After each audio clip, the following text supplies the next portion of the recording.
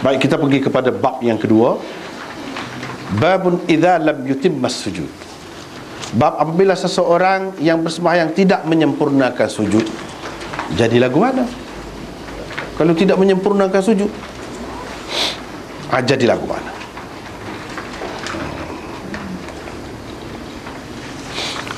Lepas tu hadisnya iaitu Hudzaifah pernah tengok orang lelaki yang tidak menyempurnakan rukuk dan sujudnya. Apabila orang itu selesai bersembahyang, Hudzaifah berkata kepadanya, engkau belum bersembahyang. Tak sembahyang lagi tu kalau lagu tu. Kalau lagu tu tak sembahyang lagi. Kata perawi, saya rasa beliau berkata, sekiranya engkau mati, niscaya engkau mati bukan di atas sunnah Muhammad sallallahu alaihi wasallam. Sampai setara tu tak apalah, kita tengok di sini. Bab apabila seseorang yang bersembahyang tidak menyempurnakan sujud. Ini bab ni dan bab hak selepas ni, bab yang ke-27 tu. Perlu merenggangkan dan memisahkan lengannya daripada kedua lambungnya ketika bersujud ni.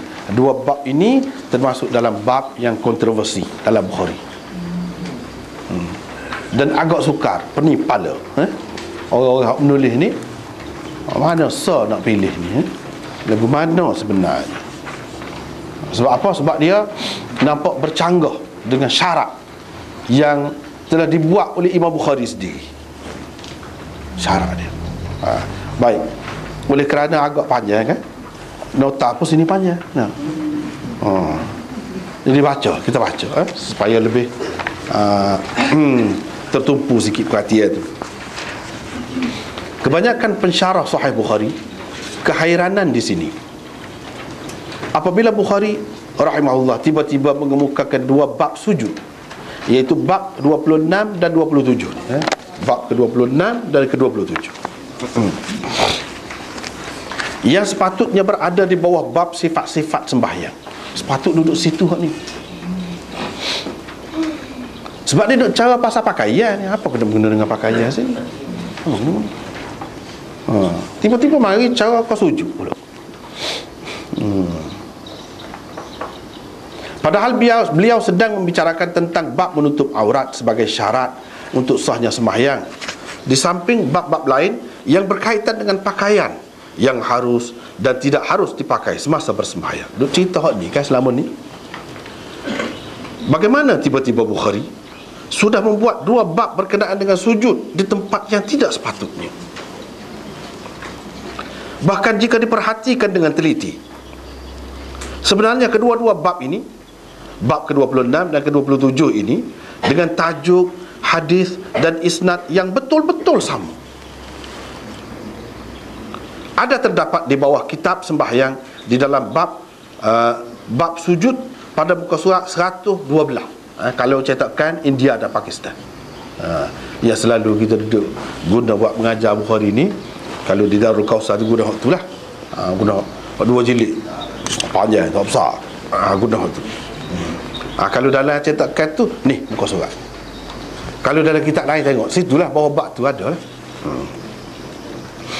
Jika diingat juga syarat Bukhari bahawa beliau tidak mengulangi sesuatu hadis dan bab yang betul-betul sama dengan maksud yang sama di dalam sahihnya, betul-betul sama dengan maksud yang sama di dalam sahih, tak ada. Syarat dia ada. Dia kata dia tidak akan ulang hadis tajuk tu dengan maksud yang sama. Ini serupa betul-betul ada. Jadi seolah-olahnya berulang. Hadis di dalam dua bab ni sudah ada disebut di sana. Di situ sebenarnya sepatutnya duduknya. Kalau tidak, apa maksud? Sebab dia kata dia tidak akan ulang hadis. Ni tajuk pun sama, hadis pun sama. Banyak juga Imam Bukhari hadis sama, tajuk sama, sanad dia lain, lain juga. Tak apa lagu tu. Ni dok serupa berlaku.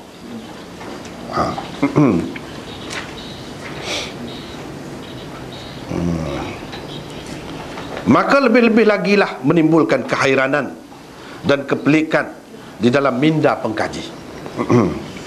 Hafiz Ibnu Hajar dan Syah Waliullah terang-terangan mengatakan keberadaan dua bab ini bersama-sama dengan hadisnya di sini adalah suatu kesilapan. Tu silap, dia kata. Siapa dia silap? Bukan Imam Bukhari, orang kemudian. Orang kemudian silap. Jadi berulang. Kita guna komputer lah ni pun kadang-kadang jadi bulan pula sana. Sama ada yang pergi tu tak?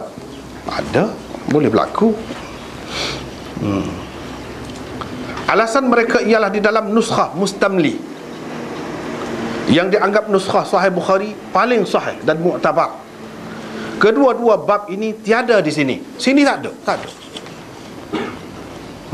Jadi habis cerita ni, dia habis dah saat ni. Hak ni tak ada. Lepas pada ni kan bab kiblat adalah. Dalam nuskhah mustamli dianggap nuskhah paling sahih dan mu'tabar. Dalam banyak-banyak nuskhah Bukhari ni tak ada sini ni. Jadi kita pakai hak ada. Ni kita pakai hak ada lah, ni ada sini. Kita pakai hak ada.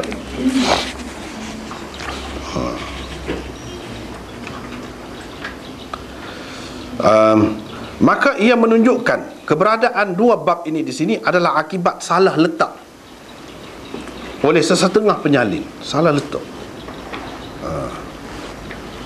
Ia merupakan suatu pengulangan yang tidak diperlukan dan tidak sesuai pula tempatnya. Firabri sendiri dinukilkan ada berkata, Firabri ini anak murid Imam Bukhari lah, yang meriwayatkan Sahih Bukhari ini Firabri. Lepas tu Firabri ni anak buah dia ramai pula. Ada nuskha-nuskha. Dalam anak murid dia ramai-ramai ni mustamli tu Abdul. Hak tu lah hak paling sahihnya. Dalam riwayat, dalam nuskha mustamli tak ada. Firabri sendiri dinukilkan ada berkata bahawa pada asalnya beberapa helaian kitab Sahih Bukhari berserakan dalam keadaan tidak tercantum dengannya. Dia kata tak tercantum, dulu ada duduk berselerok suku, ada setengah-setengah tu, dia kata. Maka para penyalin meletakkan bahagian-bahagian yang tidak tercantum itu di tempat yang mereka fikir sesuai.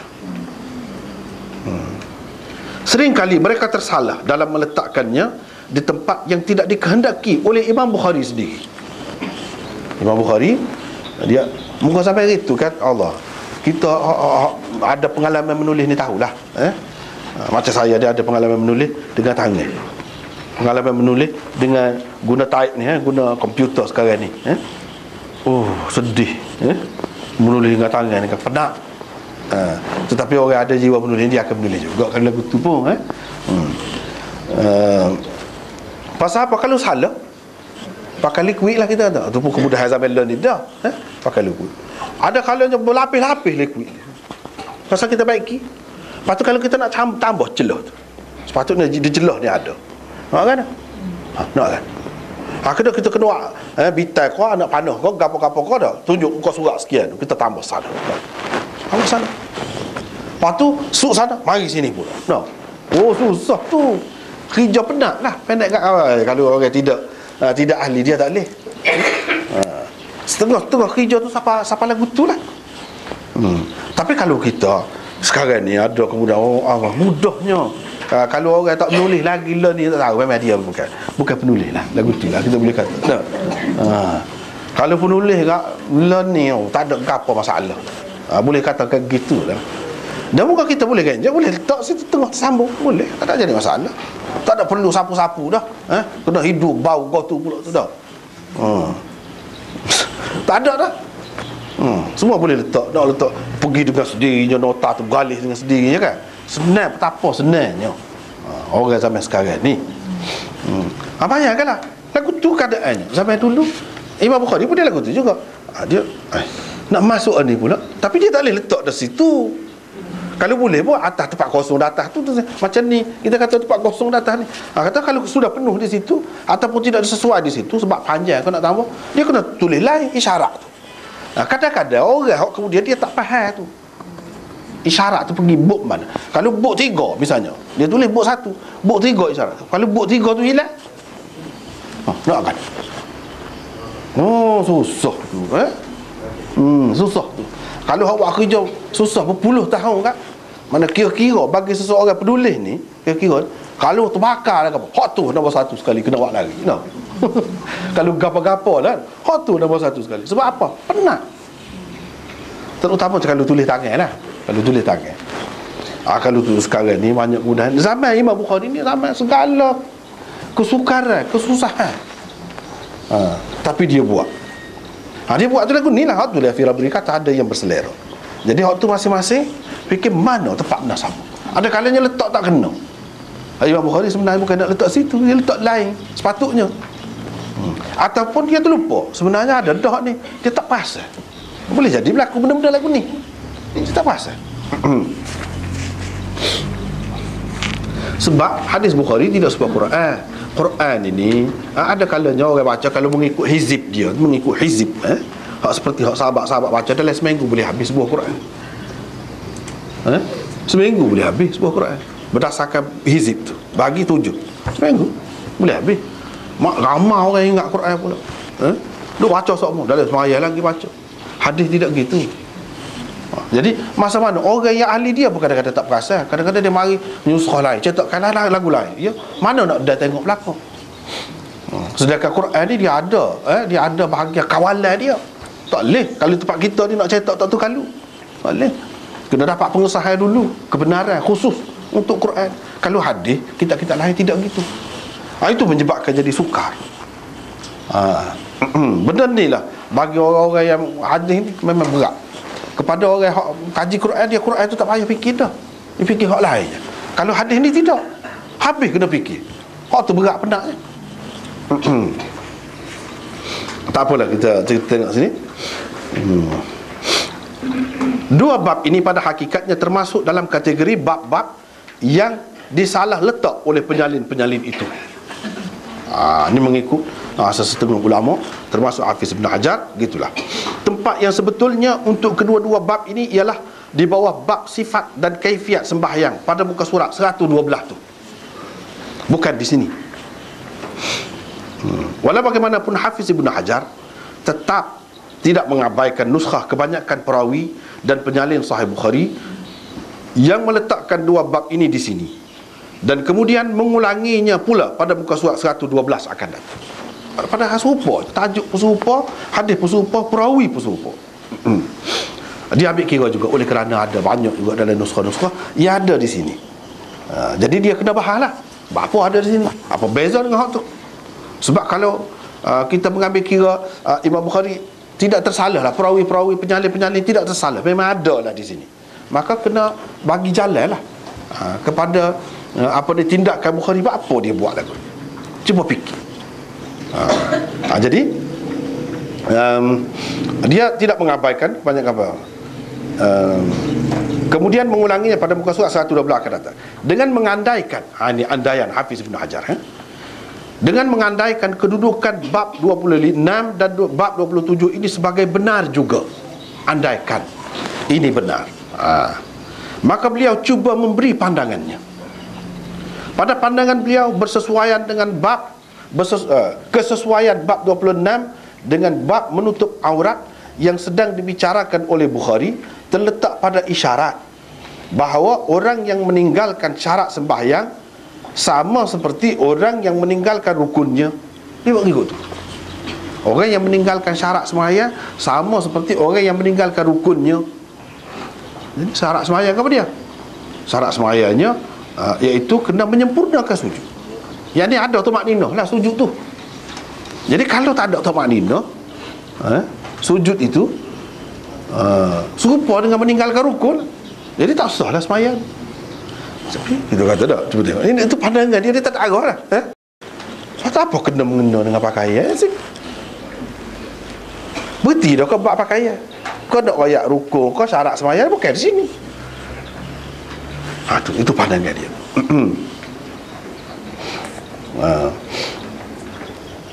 Kesesuaian bab ke-27 dengan bab-bab sebelumnya pula terletak pada isyarat bahawa merenggangkan kedua lengan daripada lambung ketika sujud tidak berarti mendedahkan aurat sehingga boleh dikatakan sembahyang seseorang itu terbatal kerananya. Itu ada pernah sabar sikit. Sebab apabila sujud renggangkan, ni bab yang ke-27 akan datang. Orang lelaki sebab orang perempuan lagu lain. Orang lelaki sujud dia renggang. Jangan rapat situ, rapat ke lambung, tapi kena buka. Bila buka, kalau orang itu tidak pakai baju seperti di zaman Nabi, ramai dia pakai sebar gitu je atas ni, bila buka akan nampak ketiak. Yang ni dia nak ceritanya pakaian lagu ni adakah menjejaskan sembahyang? Siapa nampak ketiak? Di satu pihak kita nak jaga sujud biar sempurna. Kesempurnaan sujud tu antaranya kena buka. Di satu pihak yang lain kita nak jaga, nak menutup kalau boleh, seboleh-bolehnya tubuh kita tu. Jadi adakah menutup ketiak tu perlu? Mana lebih perlu?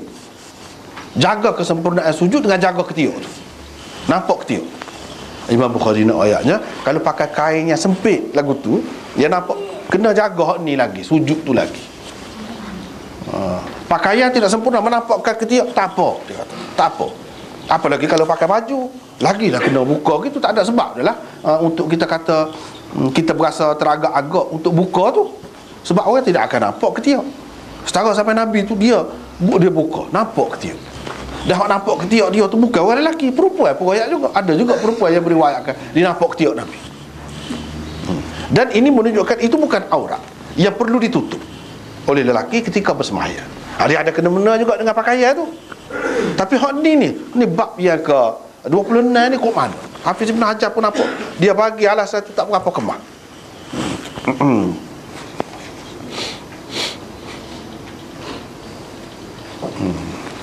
Di sini Bukhari sesungguhnya telah menggunakan qiyas dan nazar untuk membuktikan kepentingan dan kemestian menutup aurat. Jadi kalau hak bukan aurat tak perlu tutup, tak perlu jaga. Kena jaga yang menyempurnakan benda lain. Sujud misalnya, kena jaga hak tu lebih lagi daripada jaga tutup ketiak dan sebagainya, itu yang bukan aurat. Pada pendapat Imamul Muhaddithin Maulana Muhammad Anwar Shah Kashmiri, kedua-dua bab ini di sini dan pada muka surat 112 boleh diterima tanpa menyalahkan mana-mana penyalin dia. Pula dia nak terima ni. Sini tidak salah, tak ada salah penyalin ke apa. Dak, memang betul dah kata dia. Dia nak terima.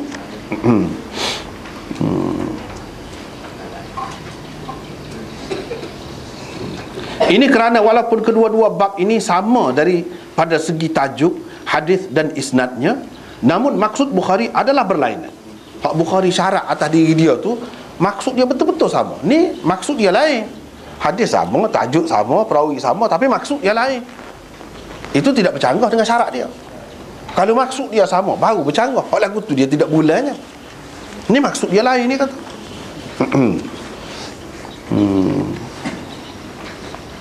Apa dia nya? Jadi tiadalah apa yang dikatakan sebagai pengulangan yang menyalahi syarat beliau. Tujuan Bukhari sebenarnya ialah untuk menyatakan kesempurnaan sujud dalam konteks menutup aurat. Jadi kita kena jagalah pakaian kita tu. Maksud dia kita kena jaga pakaian kita tu sehingga kita boleh sujud dengan sempurna. Jangan pula pada ketika sujud tu jadi tidak sempurna pula sujud kita dengan sebab pakaian tadi. Mana ada kena mengena dengan pakaian juga tu. Ikutlah pakaian ketat kau telajak, pakaian lega kau telajak, pakaian yang mungkin mendedahkan aurat. Jangan pakai hak lagu tu. Pakaian kena jaga. Kalau yang terdedah tu bukan aurat tak apa. Tapi kalau yang terdedah tu aurat, jangan. Itu maksud dia sini yang dia dalam ayatnya. Kena jaga kesempurnaan sujud tu.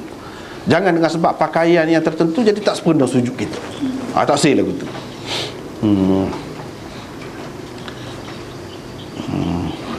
Pada muka surat 112, Bukhari bermaksud menyatakan kesempurnaan sujud daripada segi sifat dan kaifiat sembahyang. Itu maksud dia. Sifat dan kaifiat sembahyang. Jadi sujud lagu mana? Buka dia, buka. Buka lengan ni. Itu kaifiat dia. Sujud tu. Bukan sujud tu ni siku ni rapat lantai, bukan. Tapi siku ni angkat dan buka. Itu kaifiat. Nak cerita kaifiat tu pada muka surat 112 tu. Sini nak cerita tentang pakaian. Jangan ada pakaian yang menyebabkan jadi tidak sempurna kita sujud kita tu. Jadi kadang kita nak jaga aurat kita, kita terpaksa kena, misalnya kita duduk berapak ke punggung kita, tak boleh angkat punggung kita. Kalau kita angkat jadi terdedah ke aurat. Jangan lagu tu pakaian. Itu maksudnya. Dia nampak kot tu. Pada muka surat 112, Bukhari bermaksud menyatakan kesempurnaan sujud. Sedangkan di sini pula beliau bermaksud menyatakan kesempurnaan sujud daripada segi syarat sembahyang. Yani ada peringkat sujud itu kesempurnaan dia itu merupakan syarat. Jangan sampai tak ada syarat sujud tu yang dikehendaki dalam sujud. Jangan sampai gitu. Melalui bab ke-26, beliau mengisyaratkan kepada kesempurnaan sujud yang merupakan syarat sembahyang. Dan melalui bab 27 pula, beliau mengisyaratkan kepada kesempurnaan sujud yang tidak merupakan syarat sembahyang. Dia kata, itulah dua. Jadi maksud dia lain, kata dia. Maksud dia lain. Itu pandangan dia lah. Pada pandangan penulis, tujuan Bukhari mengadakan dua bab ini ialah untuk menyempurna dan melengkapkan bab-bab yang lalu. Menerusi dua bab ini, beliau seolah-olahnya mahu memberi alasan kepada keharusan dan keelokan menggunakan pelapik atau sesuatu alas yang memisahkan seseorang yang bersembahyang daripada berada secara langsung di atas bumi, terutamanya pada ketika sujud. Mengguna pelapik sembahyang seperti tikar, sejadah, khumrah, tilam, kasut, khuf dan lain-lain dengan tujuan menyempurnakan sembahyang, bukan sekadar menyempurnakan sujud semata-mata, adalah harus bahkan elok jika keadaan menghendaki penggunaannya. Dia nak ayat tu. Dia nak ayat tu. Misalnya dalam keadaan tanah tempat seseorang bersembahyang terlalu panas, sejuk atau keras menggerutu, mungkin sekali dia tidak dapat menunaikan sembahyangnya dengan selesa dan khusyuk di situ. Malah mungkin juga dia tidak dapat memenuhi tuntutan salah satu rukun sembahyang yang lain, iaitu tumak nina. Tumak nina.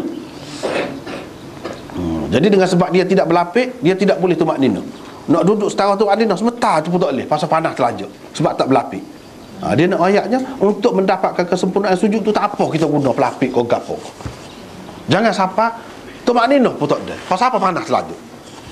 Jangan lagu tu. Kena jaga.